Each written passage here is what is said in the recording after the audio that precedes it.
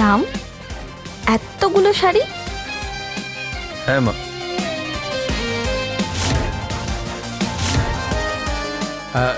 রাম, এই কোর্ট কাছারিতে কি চমৎকারভাবে তালা পড়ে গেছে নাকি? তুই ওকালতি ছেড়ে শাড়ির বিজনেস করা শুরু করে দিলি যে? কি বললি?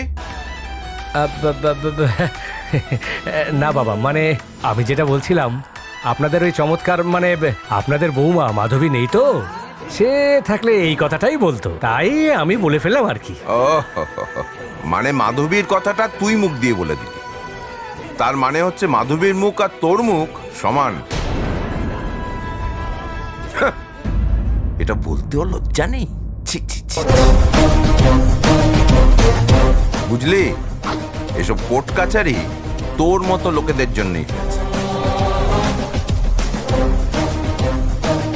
এই রাম, আরে এত শাড়ি কেন এনেছিস?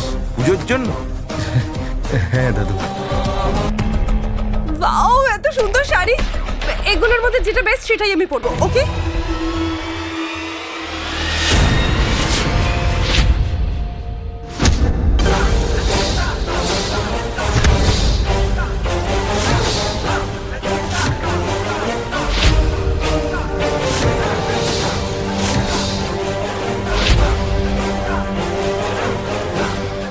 এসব শাড়িগুলো আমি চিকির জন্য এনেছি।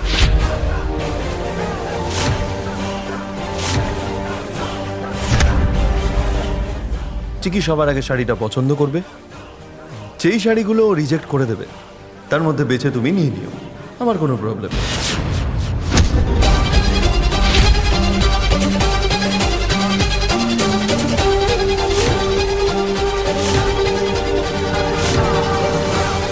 মা, চিকি ঘরে আছে তো? হ্যাঁ রাম, চিক্কি ঘরেই আছে। তুই একটা কাজ কর, এই শাড়িগুলো নিয়ে গিয়ে চিক্কিকে দেখা, আরও যেই শাড়িটা চয়েস করবে তার ম্যাচিং জুয়েলারি আমি নিয়ে আসবো। আগে আগে, ঠিক আছে ঠিক আছে। এই কোথায়?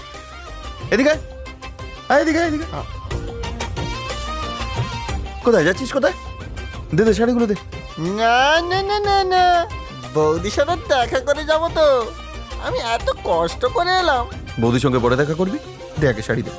আরে দে আমাকে, দে।